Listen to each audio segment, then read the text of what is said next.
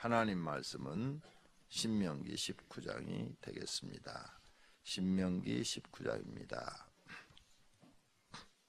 내 하나님 여호와께서 이 여러 민족을 멸절하시고 내 하나님 여호와께서 그 땅을 내게 주심으로 내가 그것을 받고 그들의 성읍과 가옥에 거주할 때에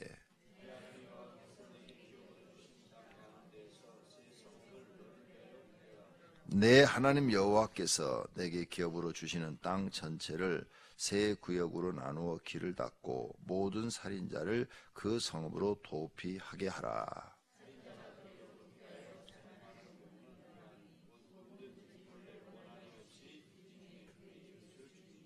가령 사람이 그 이웃과 함께 벌목하러 살림에 들어가서 손에 도끼를 들고 벌목하려고 찍을 때에도 도끼가 자루에서 빠져 그의 이웃을 맞춰 그를 죽게 함과 같은 것이라. 이런 사람은 그 성읍 중 하나로 도피하여 생명을 보존할 것이니라.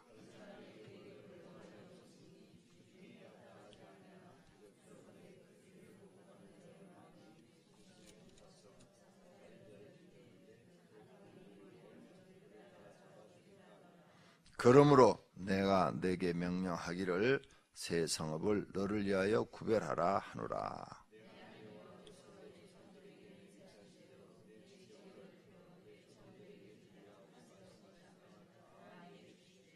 또 너희가 오늘 내가 너에게 명하는 이 모든 명령을 지켜 행하여 내 하나님 여호와를 사랑하고 항상 그의 길로 행할 때에는 이 셋 외에 새 성읍을 더하여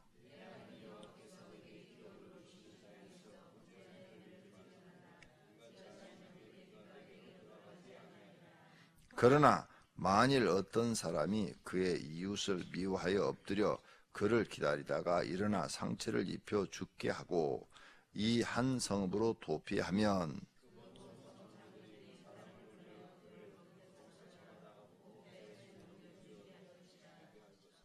내 눈이 그를 긍휼히 여기지 말고 무죄한 피를 흘린 죄를 이스라엘에게서 제하라. 그리하면 내게 복이 있으리라.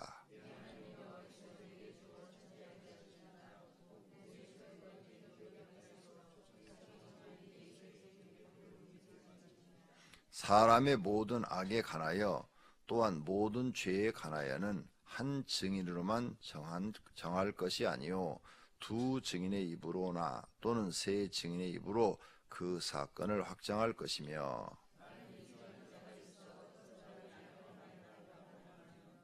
그 논쟁하는 쌍방이 같이 하나님 앞에 나아가 그 당시 제사장과 재판장 앞에 설 것이요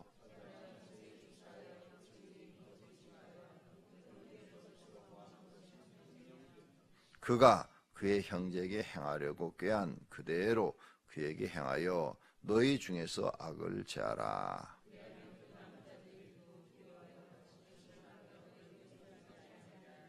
내 눈이 긍휼히 여기지 말라. 생명에는 생명으로, 눈에는 눈으로, 이에는 이로, 손에는 손으로, 발에는 발로이니라.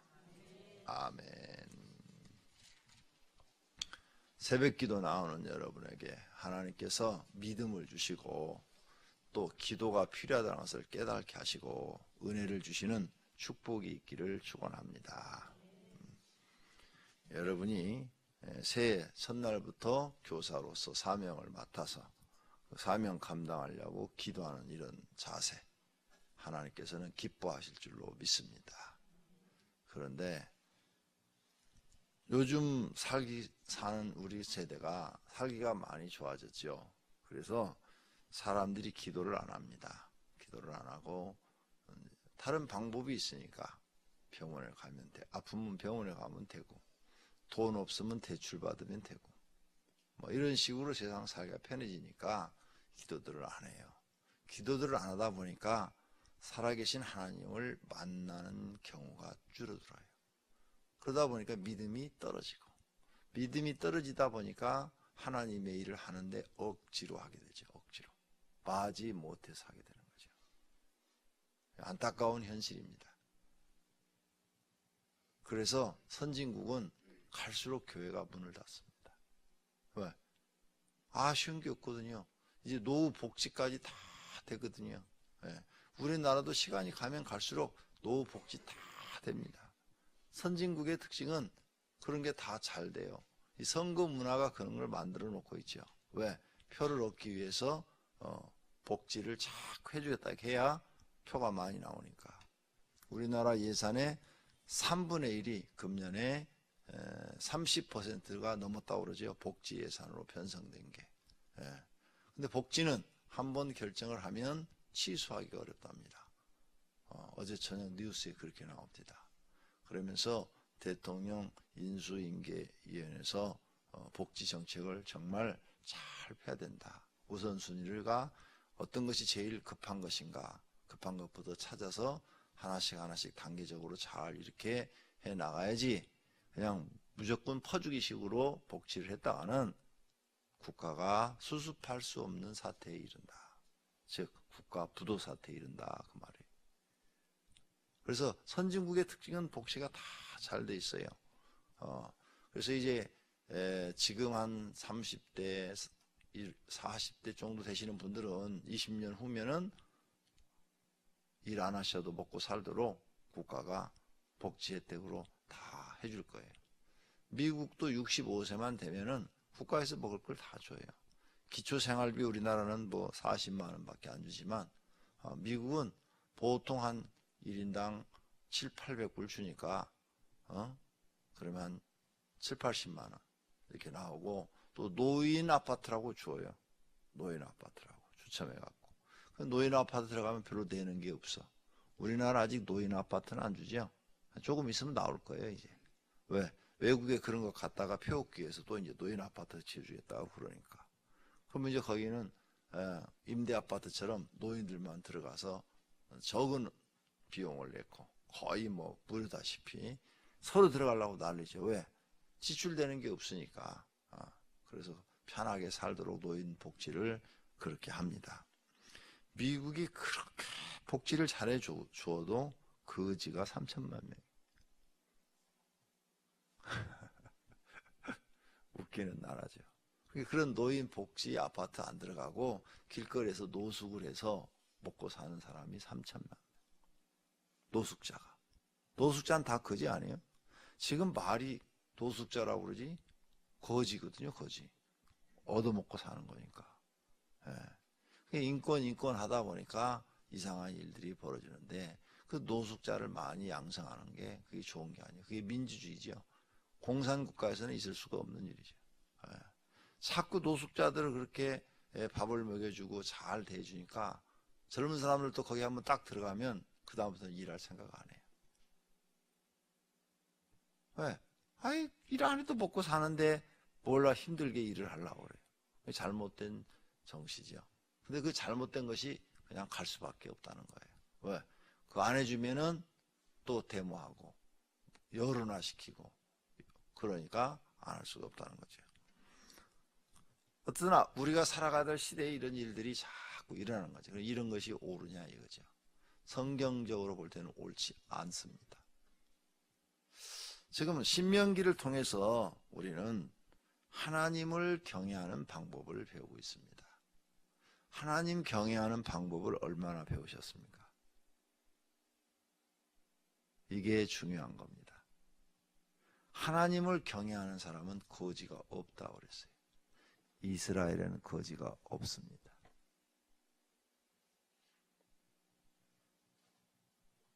이스라엘 사람들은 거지가 없어요. 그런데 아랍 사람들은 거지가 많습니다. 이런 것도 우리가 연구해 볼 만하고, 그리고 왜 그럴까? 왜 그럴까? 이런 것도 생각해 볼 만해요. 우리나라도 거지가 참 많죠. 하나님은 거지를 좋아하지 않습니다. 다 일해서 먹고 살기를 하죠. 여러분이 잘 아는 성경 구절. 일하기 싫거든 먹지도 말라. 그죠? 그러니까 거지가 생길 수가 있어요, 없어요? 생길 수가 없죠. 반드시 일을 해야 됩니다. 예수 믿는 사람들은 놀고 먹으려고 그러면 절대 안 됩니다. 반드시 일을 해야 해요. 자, 그럼 하나님 경외하는 법을 우리가 지금 신명기에서 배우고 있는데, 여러분이 성경을 읽고도 머릿속에 이것이 하나님을 경외하는 거구나, 이걸 깨닫지 못했다면 그분은 성령이 안 계시다고 봐야 됩니다. 왜? 요한복음 14장에 성령이 우리를 가르치신다고 그랬거든요. 성령이 우리 안에서. 성령이 우리를 가르친다고 그랬어요. 목사가 가르치는 게 아니에요. 목사가 이렇게 가르쳐도 성령이 자기 안에 거하신 분은 그 말씀이 목사가 하는 말로 들리는 게 아니라 하나님의 말씀이구나. 하나님께서 이렇게 쓰셨구나. 목사님이 쉽게 잘 설명을 해주시네. 이렇게 느껴지는 거죠. 맞아. 하나님 말씀이 다 옳으셔. 이렇게 살아야 돼. 성령이 거하신 분은 그렇게 느껴지는 겁니다. 성령이 자기를 가르치시는 거예요. 그런데 지금 신명기를 2번씩이나 공부하는데도 하나님 경외하는 것이 깨달아지지 않는다.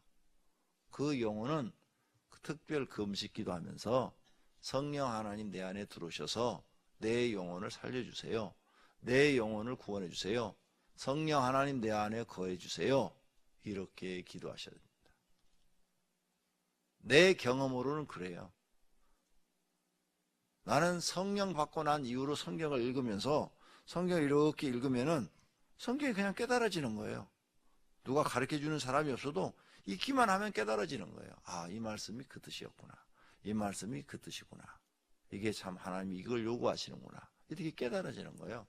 나이가 아주 어린데도 깨달아지는 거예요.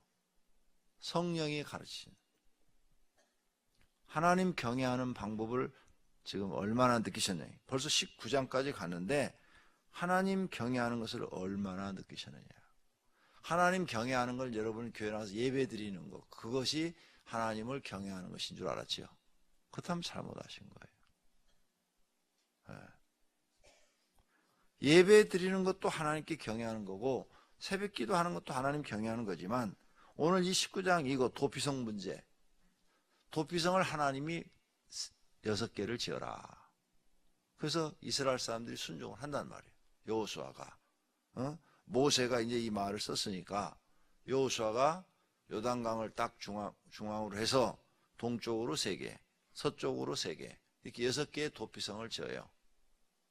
그렇게 순종하는 것이 곧 하나님을 경외하는 거예요. 그러니까 하나님 경외하는 것은 신명기에 나오는 모든 말씀을 듣고 그대로 지키는 것, 그대로 순종하는 것, 그것이 하나님을 경외하는 거예요.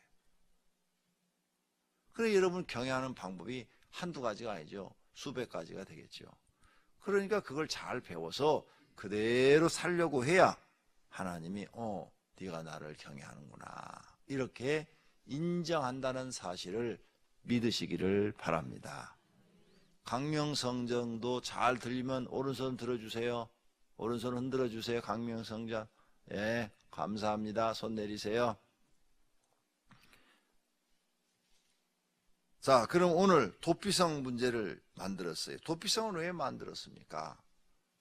억울하게 사람들이 죽지 않도록 하기 위해서 도피성을 하나님이 만들었어요. 그래서 불의한 사고로 상대방을 죽였다 이게야.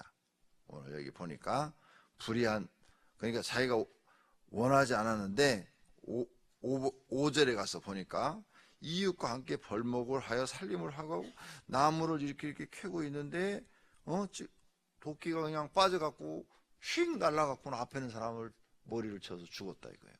일부러 한 게 아니다 이거죠. 그랬을 경우에는 빨리 도피성으로 가라. 도피성에 가서 피해 있으면 이제 그 고을의 장로들이 모여서 재판을 한다 이게. 재판에서 그 사람은 고의가 아니었다. 그러면 그냥 도피성에서 살게 해라. 고의가 아니었어도 그 사람이 동네로 못 들어와요. 왜 못 들어오냐? 그의 가족들이 고의가 아니었지만 죽은 사람의 가족들은 분하잖아요. 그러니까 피해 값을 받으려고 할 테니까. 그래서 그냥 도피해서 사는데 언제까지 사느냐? 제사장이 죽을 때까지. 그래서 제사장이 죽으면 다시 마을로 돌아와도 된다. 이렇게 법을 정해놨어요. 자, 그런데 고의로 죽였다. 고의로. 계획을 딱 하고 있다가 죽여서 도피성으로 도망갔다. 그런 사람은 동네 또 장로들이 모여서 회의를 하는 거예요. 이게 고의냐 아니면 실수냐, 과실이냐, 실수냐, 이걸 딱 해가지고는 고의다. 그러면 도피성으로 갔을지라도 잡아와라. 그리고 그 죽은 자 사람한테 넘겨서 그 죽은 자가 알아서 죽이든 살리든 마음대로 하게 해라. 보복하게 해라. 이건 뭘 얘기하는 걸까요? 공의. 하나님은 공의로우시다. 그래서 사람이 죽었을지라도 너희들은 공의롭게 행동을 해야 된다. 감정대로 하면 안 된다. 이걸 우리에게 가르치는 거예요. 그러니까 하나님을 경외하시는 분들은 뭘 행해야 돼요? 공의를 행해야 된다. 공의. 그걸 가르치는 거예요. 공의롭게. 어떤 한편에 기울이지 말고 바르게 행동해야 된다. 비록 사람을 죽였을지라도 바르게 행동해야 된다. 고의가 아닌 사람은 도피성에서 살게 하고, 그것도 벌이잖아요. 가족과 떨어져 도피성에서 살아야 되니까. 그러니까 거기 도피성이라는 그 감옥 안에 사니까 도피성 바깥으로 나오면 죽을 수도 있으니까 그렇게 살게 하고, 그러나 고의로 죽인 사람은 도피성으로 도망갔을지라도 잡아다가 그 죽은 사람 손에 넘겨서 처분을, 죽이라 그러면 죽이는 거고, 살려줘라 그러면 살려주는 거고 해서 공의를 행하도록 하나님이 가르치는 거죠. 14절, 이웃의 경계표를 옮기지 말라. 이스라엘 사람들은 땅을 돌로 이렇게 경계를 했어요. 경계를 돌담으로. 돌도 돌로 이렇게 군데군데 놓아가지고, 그러니까 내 땅을 넓히려면 밤에 와서 여기 있는 돌을 이쪽으로 조금씩 그 다음에 나서 또 옮기고 그러면 내 땅이 넓어지고 상대방 땅이 적어지겠지요. 그런 짓 하지 마라. 경계표를 옮기지 말라. 이것도 뭐예요? 정직하라.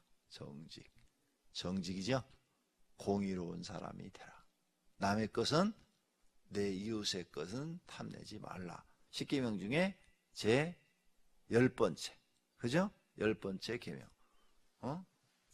즉 네가 하나님을 경외한다면 정직해라. 그것이 하나님을 경외하는 것이다. 남의 것은 종이 한 장도 탐내지 마라. 언제나 정직한 사람이 되라. 그것이 하나님을 경외하는 것이다. 이런 걸 지금 가르치고 있죠.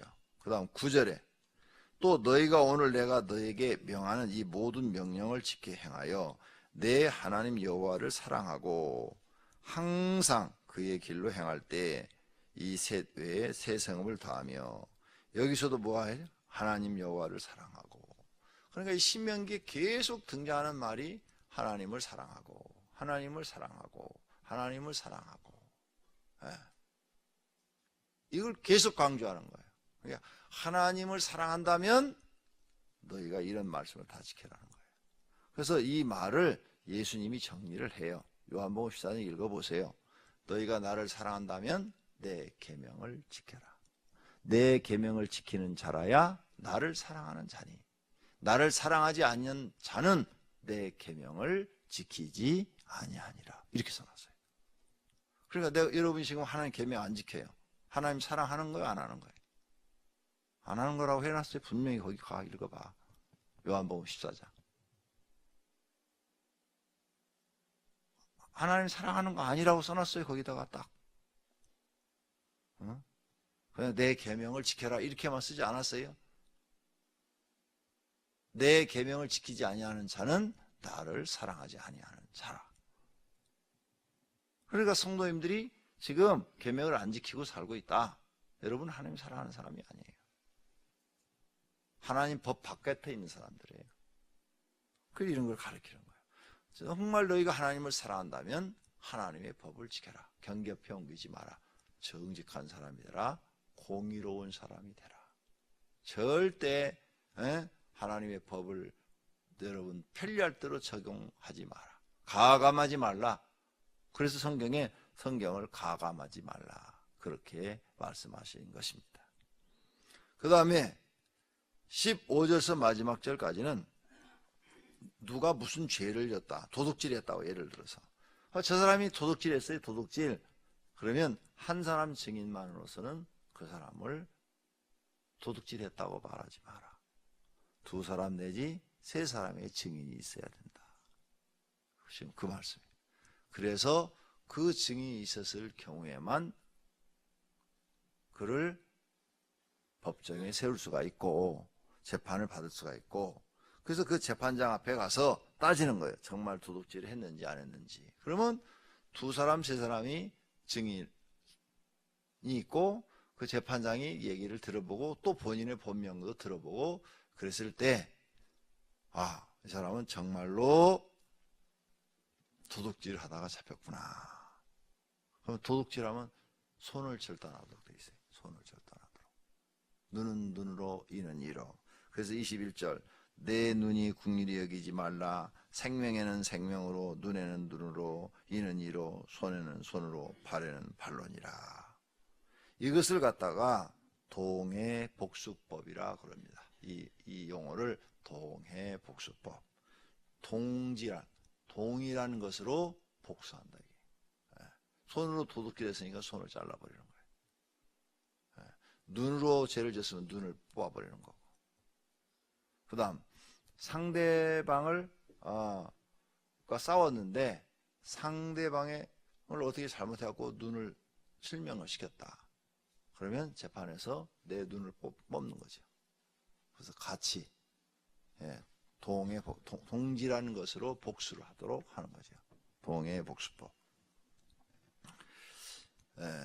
그 다음에 거짓 증인도 있을 수 있어요. 두 사람이나 세 사람이 짜가지고 한 사람을 모함해서 거짓으로 할 수도 있어요.